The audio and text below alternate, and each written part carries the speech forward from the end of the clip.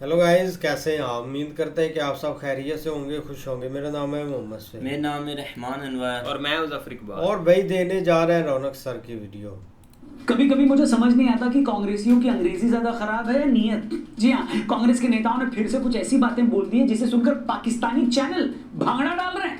पाकिस्तानियों को लग रहा है कि जो काम उनकी फट्टू फौज 3 दिन में नहीं कर पाई थी, वो कांग्रेसी नेताओं ने 3 मिनट में करके दिखाया है। समझ में नहीं आ रहा है कि इस मामले पर एक रोस्ट वीडियो बनाऊं या किसी अच्छी सी दीवार को देखकर उस पर अपना सिर दे मारूं। मैं राहुल बाबा से पूछना चाहता हूं, Are you serious? Are you serious? मतलब हर बार ऐसा क्यों होता है कि जब भी आप कुछ बोलते हो तो पूरा देश दूल्हे राजा के कादर खान की तरह आपसे यही पूछता है, तू उसकी तरफ है कि मेरी तरफ है? तो गाइस हुआ ये कि कुछ दिन पहले विदेश मंत्री एस जयशंकर ने कहा कि बॉस, हमने पाकिस्तान में मौजूद जब 9 आतंकी ठिकानों का बाजा बजा डाला, उसके बाद हमने पाकिस्तान को हॉटलाइन पर बता दिया कि सुनो घन चक्रों, हमको जो करना था हमने कर दिया है। हमारे टारगेट पर पाकिस्तान के आतंकी ठिकाने थे, हमारे टारगेट पर पाकिस्तानी मिलिट्री नहीं थी। At the start of the operation, we had sent a message to Pakistan saying we are striking at terrorist infrastructure. We are not striking at the military. अब जब जयशंकर साहब ने ये बात बोली तो राहुल जी और उनकी पूरी ब्रिगेड ने इस बात का ये मतलब निकाल दिया कि हमने आतंकी ठिकानों पर हमला करने से पहले ही पाकिस्तान को बता दिया था कि हम हमला करने वाले हैं। इतना ही नहीं, इन लोगों ने विदेश मंत्री को गद्दार तक बता दिया। राहुल गांधी अपनी गवर्नमेंट से पूछने लगे कि बताओ तुम पाकिस्तान को ऑपरेशन से पहले कैसे बता सकते हो? इसी वजह से तो पाकिस्तान ने हमारे एयरक्राफ्ट मार गिराए। बताओ पाकिस्तान ने हमारे कितने एयरक्राफ्ट गिराए? अनुभव सॉरी, खैर इससे पहले मैं राहुल बाबा की इस बयान की और चीर फाड़ करूं और ये बताऊं कि क्यों वो बार बार ऐसी गलती करते हैं और उनकी इन गलतियों से भारत को क्या नुकसान उठाना पड़ता है, उससे पहले मैं आपकी थोड़ी कमाई करवा देता हूं, फायदा करवा देता हूं। एक मौका है आपके पास T20 में बड़े अमाउंट या बड़े प्राइजेस जीतने का प्रोमो पे। ये बेटिंग ऐप नहीं है दोस्तों, hello, legal skill based game है। 4 करोड़ से ज्यादा यूजर्स अपनी नॉलेज और स्किल से डेली यहाँ पर रिवॉर्ड कमा रहे हैं। यहाँ का सिस्टम सिंपल है, आपको बस अपनी क्रिकेट की नॉलेज से क्वेश्चंस का हाँ या ना में आंसर देना होता है। जैसे देखो, एक सवाल मिलेगा कि आज मुंबई दिल्ली के सामने जीतेगी, क्या दिल्ली मुंबई के सामने फर्स्ट 3 ओवर्स के एंड तक 30 या उससे ज्यादा रन स्कोर करेगी? मैं तो अपनी एनालिसिस लगाकर जवाब दे चुका हूं, अब बारी आपकी है। सिर्फ कैश नहीं, प्रोमो पर बड़ा गिव अवे चल रहा है। आईफोन, लग्जरी कार्स और बाइक जीत सकते हो। जितना ज्यादा ट्रेड करोगे जीतने के चांसेस उतना। विनिंग्स को विड्रॉ करना भी सिंपल है, अपनी लिमिट के हिसाब से यूपीआई से डायरेक्ट अपने अकाउंट में ले सकते हो। वीडियो का जो डिस्क्रिप्शन है उसमें लिंक दिया है स्पेशल, उस पर क्लिक करके डाउनलोड करोगे, साइन अप बोनस भी मिलेगा। तो क्रिकेट के सिर्फ फैन मत बनो, एक्सपर्ट बनो और प्रोमो पर जीतो कैश और क्लासी रिवॉर्ड्स। वीडियो में आगे बढ़ते। तो दोस्तों, जब राहुल जी ने पहली बार ये कहा कि विदेश मंत्री हमले से पहले पाकिस्तान को इसकी जानकारी कैसे दे सकते हैं, तो ये सुनकर मेरे को लगा कहीं उन्हें लू तो नहीं लग गई है। क्योंकि गर्मी के मौसम में अक्सर ऐसा होता है कि आदमी गाड़ी के तेज एसी से अचानक जब बाहर निकलता है तो बाहर की गर्म हवा लग जाती है। इसके बाद हो सकता है कि उसके ऊपरी माले और उसके जबान का कनेक्शन टूट जाए और वो ऐसी बातें बोलने लगे जिसे किसी नॉर्मल आदमी को समझ पाना मुश्किल हो। क्योंकि एक चौथी फेल आदमी भी इस बात को समझ सकता है कि किसी देश की आर्मी इतनी मूर्ख कैसे हो सकती है कि वो दुश्मन देश के आतंकी ठिकानों पर हमला करने से पहले उसे फोन करके बता देगी, हाँ भैया, हम कल रात 1:05 पर इन जगहों पर हमला करने वाले हैं। हम आपसे रिक्वेस्ट करते हैं कि आप अपने सारे टेररिस्ट को किसी अच्छे से रिजॉर्ट में शिफ्ट करा दें, क्योंकि हम नहीं चाहते कि ये मासूम हमारे हमले से मारे जाएं। पूरी राहुल ब्रिगेड इस लाइन को पकड़कर बैठ गई कि आपने हमले से पहले पाकिस्तान को क्यों बोल दिया कि हम हमला करने वाले हैं। लोगों ने इनकी पीठ सहलाकर इन्हें शांत करने की कोशिश करी कि भाई थम जा, सुन तो ले पहले कि विदेश मंत्री ने क्या कहा है। लेकिन ना, मतलब पी चिदम्बरम जैसे लोगों ने भी ये बोल दिया कि विदेश मंत्रालय की सफाई के बाद मुझे कोई सवाल नहीं पूछना।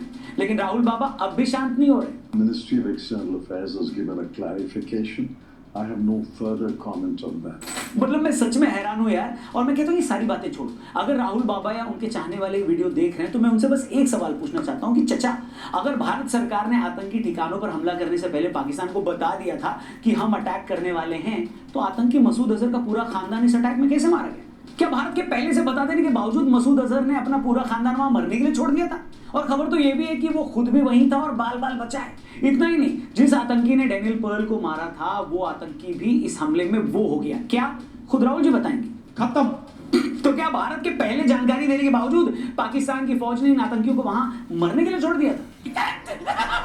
क्या राहुल जी या कांग्रेस पार्टी को यह नहीं पता कि पाकिस्तान ऑपरेशन सिंदूर के टाइम से ही झूठे दावे कर रहा है कि हमने भारत के 5 एयरक्राफ्ट गिरा दिए? भारत सरकार की तरफ से स्ट्रैटेजिकली इस पर कोई जवाब नहीं दिया गया, और हम जवाब देंगे भी क्यों? हमारा टारगेट था पाकिस्तान में आतंकी ठिकाने खत्म करना, उन्हें मारना। वो हमने मार दिया, खत्म कर दिया। और इस प्रोसेस में अगर कोई लॉस हुआ भी है तो उससे क्या लेना देना? ये तो वैसे ही है जैसे इंडिया पाकिस्तान का मैच हो और पाकिस्तानी ये सोचकर खुश हो जाएं कि हमने तो कोहली को सस्ते में आउट कर दिया। अरे चचा, कोहली अकेला थोड़ी ना मैच खेलता है। सवाल ये है कि तुम मैच हारे या जीते, ऑपरेशन सिंदूर में हमने पाकिस्तान के टेररिस्ट ठिकानों की, वहां के एयरबेस की क्या हालत की पूरी दुनिया को पता है, और हमारा इकलौता कंसर्न यही होना चाहिए कि टारगेट मीट किया या नहीं। क्या बाकी चीजें कोई मैटर करती है क्या, आप बताइए। लेकिन ये सवाल न पूछकर जब आप सरकार से ये पूछते हो कि बताओ कितने एयरक्राफ्ट गिरे, तो जाने अनजाने आप वही बात बोल रहे हो जो पाकिस्तान बोल रहे हैं। और जब देश की विपक्षी पार्टी का सबसे बड़ा नेता वही बात बोलेगा तो पाकिस्तान को और क्या चाहिए। तभी तो पिछले 3 दिन से राहुल बाबा और पवन खेड़ा साहब पाकिस्तानी चैनलों पर छाए हुए। सौदा होता रहा, प्रधानमंत्री चुप रहे, विदेश मंत्री के मुंह से एक शब्द नहीं निकल रहा। और जब से ऑपरेशन सिंदूर शुरू हुआ या उससे पहले भी पहलगाम हादसा हुआ, मुझे तो कांग्रेस पार्टी का स्टैंड ही समझ में नहीं आ रहा। मतलब ओएचसी जैसे नेताओं ने पूरे देश में अपना फैन बेस बना लिया। हर विपक्षी पार्टी ने खुलकर ऑपरेशन सिंदूर की तारीफ कर दी, लेकिन कांग्रेस पार्टी ने इस पर खुलकर क्या बोला मेरे को तो याद ही नहीं आ रहा। उल्टा जब पहलगाम हुआ तो कांग्रेस के बड़े नेताओं ने तो ये भी बोल दिया था कि पाकिस्तान पर हमला नहीं करना चाहिए। एक नेताजी ये बोले, बाकी यूपी के कांग्रेस प्रभारी अजय राय टॉय रफाल लेकर सेना और सरकार का मजाक उड़ा रहे थे। इन्हीं की पार्टी के सैफुद्दीन सोज बोल रहे थे कि अगर पाकिस्तान कह रहा है कि उसका पहलगाम हादसे में कोई हाथ नहीं है तो अले बाबू उस पर यकीन कर लेना चाहिए हमको। नहीं कुछ भी। पुलवामा हमले के बाद जब हमने बालाकोट में सर्जिकल स्ट्राइक की थी तब भी सेना और सरकार से सबूत मांगे जा रहे थे। यही राहुल गांधी जब विदेश जाते तो यूएस और यूरोपियन यूनियन से शिकायत करते कि भारत में लोकतंत्र ठीक नहीं चल रहा है। इन्हीं की पार्टी के मणिशंकर अय्यर पाकिस्तान में जाकर बोलते हैं कि हमें मोदी को हटाना है और पाकिस्तानी इसमें हमारी मदद करें। तुमसे ना हो पाएगा। बोले ऐसा क्या है यार, क्या ये सच नहीं है कि इन्हीं राहुल गांधी ने जुलाई 2009 में अमेरिका के राजदूत टिमोथी रोमर को कहा था कि भारत को असली खतरा लश्कर तैयबा से नहीं बल्कि हिंदुत्व आतंकवाद से। और आप इमेजिन कीजिए कि ये बात उस वक्त कही गई थी जब सिर्फ 6 महीने पहले पाकिस्तान ने मुंबई में अटैक करवाया था, जब उसी डेकेड में संसद अटैक से लेकर दिल्ली और जयपुर के बाजारों में टेरर अटैक और मुंबई की ट्रेनों में सीरियल ब्लास्ट पाकिस्तान के इस्लामिक आतंकवादियों ने करवाए थे। इसके बावजूद राहुल बाबा 2009 में ये बोल रहे थे कि देश को असली खतरा हिंदुत्व आतंकवाद से। अब इस पे क्या बोलना है? मतलब ये लोग अब देश के विदेश मंत्री को गद्दार बोल रहे हैं। और ये कोई पहली बार नहीं कि राहुल बाबा ने यूं ही हवा में कोई बात बोल दी। ये बात सच है कि राफेल डील में घोटाले को लेकर राहुल गांधी ने लगातार जो इल्जाम लगाए थे उसके लिए बाद में उन्होंने सुप्रीम कोर्ट में माफी मांगी। वीर सावरकर को लेकर जो उन्होंने बयान दिए थे कोर्ट ने उन्हें लताड़ भी लगाई। इसी तरह उन्होंने ये कहा था कि सरकार रेलवे का प्राइवेटाइजेशन कर रही है, मगर बाद में पता लगा कि इस बात का भी कोई बेस नहीं था। लेकिन वो सब बातें फिर भी इंटरनल पॉलिटिक्स से जुड़ी है, ठीक है। लेकिन आज जब देश दुश्मन मुल्क के साथ एक वॉर में, एक युद्ध में, तब तो आप ऐसी बात मत करो ना जिससे दुश्मन को एक मौका मिल जाए। अब दूसरी बात देखिए जो अगेन बहुत सीरियस है। कुछ दिन पहले सेंट्रल गवर्नमेंट ने डिसाइड किया कि वो दुनिया के 33 देशों में अपना एक डेलीगेशन भेजेगी जिसमें अलग अलग पार्टियों के सांसद होंगे। हर पार्टी से कुछ नाम मांगे गए। आपको जानकर हैरानी होगी कि जो शशि थरूर इस वक्त विदेशी मामलों की पार्लियामेंट्री कमेटी के चीफ है, कांग्रेस ने उनका नाम ही नहीं दिया। और जो नाम दिए उसमें आधे नाम कंट्रोवर्शियल थे। जो 4 नाम कांग्रेस ने दिए उनमें एक कर्नाटक से राज्यसभा सांसद नासिर हुसैन का नाम था। आपको बता दें कि ये भी आरोप है कि नासिर हुसैन जब सांसद बने तो उस वक्त उनके समर्थकों ने पाकिस्तान जिंदाबाद के नारे लगाए थे, हालांकि कांग्रेस इसे डिनाई करती है।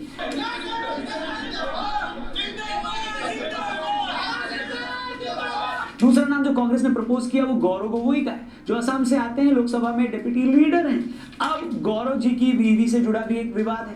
कहा जाता है कि उनकी वाइफ का पाकिस्तान से कनेक्शन है। अब आप सोचिए वो लोग जिनके जीतने पर कथित तौर पर पाकिस्तान जिंदाबाद के नारे लग रहे थे, जिनके कथित तौर पर पाकिस्तान से संबंध है, इन लोगों को उस डेलीगेशन में शामिल किया जा रहा था जिसे बाहर जाकर पाकिस्तान का भंडाफोड़ करना था। कितनी सीरियस बात है, समझ रहे हो आप?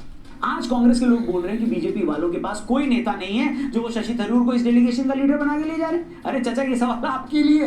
पहले आप बताओ, जो शख्स यूएन में डिप्टी के पोस्ट पर रहा, जो आदमी आपकी सरकार में विदेश मंत्रालय में रहा, जिसने अपनी सारी जिंदगी फॉरेन सर्विस में दी है, क्या रीजन है कि आपने जो 4 नाम दिए उसमें उसी का नाम नहीं था? और तो और जिन सलमान खुर्शीद का नाम भी बीजेपी ने इस लिस्ट में डाला है, जो कांग्रेस के टाइम विदेश मंत्री थे, उनका नाम भी इस लिस्ट में नहीं था। क्यों?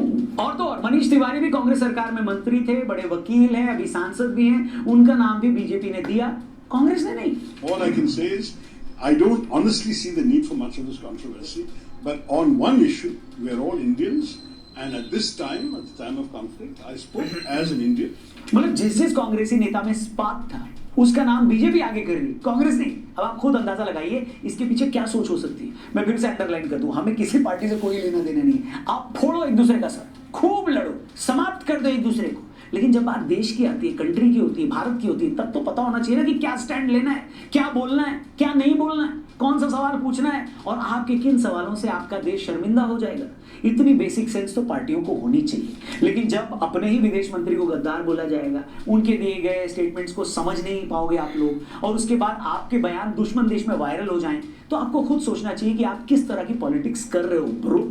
और इन नेताओं को ये क्यों समझ में नहीं आता है कि भाई भारत पहले ही चारों तरफ से दुश्मनों से घिरा हुआ है। एक तरफ बांग्लादेश और पाकिस्तान है जो अपनी जिहादी सोच की वजह से हमसे चिढ़ते हैं, एक तरफ टर्की है जो इस्लामिक दुनिया का खलीफा बनना चाहता है, एक तरफ चीन है जो किसी भी कीमत पर हमें आगे बढ़ते नहीं देखना चाहता, एक तरफ अमेरिका है जिसे सिर्फ धंधे से मतलब है, एक तरफ मिडिल ईस्ट के इस्लामिक देश है जिनका झुकाव किसी तरफ नहीं है। ऐसे में भारत की मुख्य विपक्षी पार्टी भी अगर अपनी गवर्नमेंट को घेरेगी, अपनी फोर्सेस को घेरेगी, वो भी ऐसे मुद्दे पर जो मुद्दा ही नहीं है, तो इससे देश और कमजोर होता है बॉस। हमारे दुश्मनों के हौसले और बुलंद होंगे। इतनी सिंपल सी बात समझने में क्या दिक्कत है ये बताओ।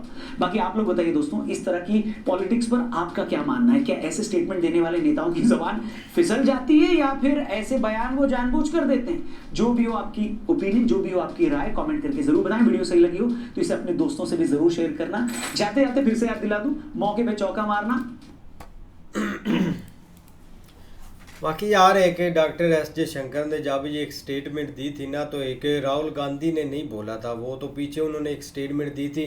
लेकिन जब एक पब्लिक हुई है ना स्टेटमेंट, तो इधर एक पाकिस्तान में काफ़ी इस चीज़ को काउंटर किया गया और इंडिया में भी लोगों ने भाई इस चीज़ को एक गलत लेकर समझाया। अब स्टेटमेंट तो ये थी कि हमने एक पाकिस्तान को मैसेज दे दिया था कि हम आप पर एक जो अटैक किया है मिलिट्री पर नहीं, आपके जो एक टेररिस्ट ग्रुप्स हैं उन पर भाई हमने एक अटैक किया। तो उस चीज़ को इन्होंने तोड़ मरोड़ कर पता नहीं क्या से क्या जोड़ दिया। पहले ही एक जब से एक सीज़ फायर हुआ है, गवर्नमेंट पर इतना प्रेशर है कि आप आपस में ही एक मिले हुए हैं, आपकी ये एक साजिशें हैं और हमें ही एक बस आप बेवकूफ़ बना रहे हैं।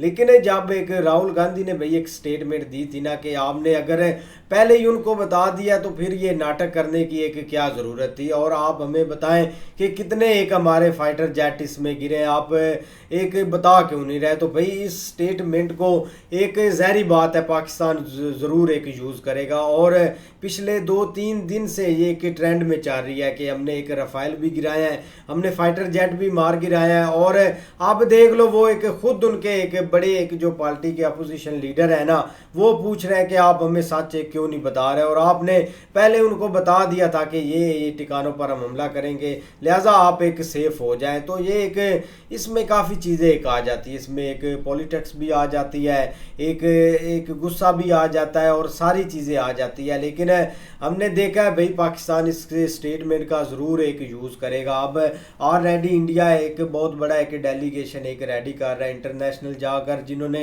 हर चीज़ एक क्लियर देनी है, एक प्रूफ देने हैं। तो अगर पाकिस्तान भी इसके अपोजिट ये प्रूफ देता है कि आपके लीडरों ने खुद एक बोला है और सारी चीज़ें आपने क्लियर नहीं की, तो ये बहुत बड़ा एक सबूत इनके हाथ एक चढ़ेगा। बाकी राहुल गांधी भाई एक ठीक है अपोजिशन में बैठे होते हैं तो स्टेटमेंट अपोजिट देते रहते हैं। इधर पाकिस्तान में भी लोग कई दफ़ा ऐसी भंगियाँ भाई मार देती है। ठीक इधर तो एक निज़ाम थोड़ा सा ख़राब है पॉलिटिक्स का, बाकी स्टेटमेंट इतनी एक गलत ही एक ली गई है भाई में। बिल्कुल, एक जब भी ऐसा कोई इशू होता है ना, मतलब एक बड़े लेवल पर, पहले ऐसा होता था कि एक इंडिया के अंदर ही एक काफ़ी ज़्यादा इलेक्शन थे तो ये चीज़ें चल रही थी, तो तब भी एक सेम स्टेटमेंट है ना वो इधर उधर से दी जाती थी।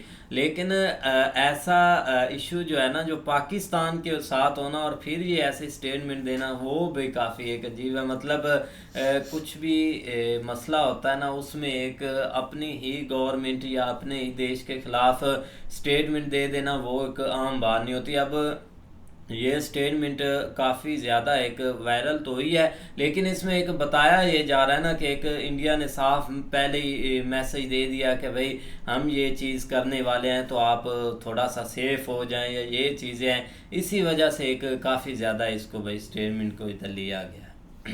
नहीं ऐसे ही है, लेकिन देखो ना कि सेम टू सेम यही एक इल्ज़ाम इधर हमारे गवर्नमेंट के ऊपर भी लोग लगा रहे हैं। जो अपोजिशन में बैठे हुए हैं वो यही पूछ रहे हैं कि आपको जब पहले ही पता था कि इंडिया ये सब करने वाला है, बल्कि खुद हमारा एक डिप्टी प्राइम मिनिस्टर इन्होंने इधर बनाया, उसने कहा कि हमें पहले ही इंडिया ने इतला दे दी थी।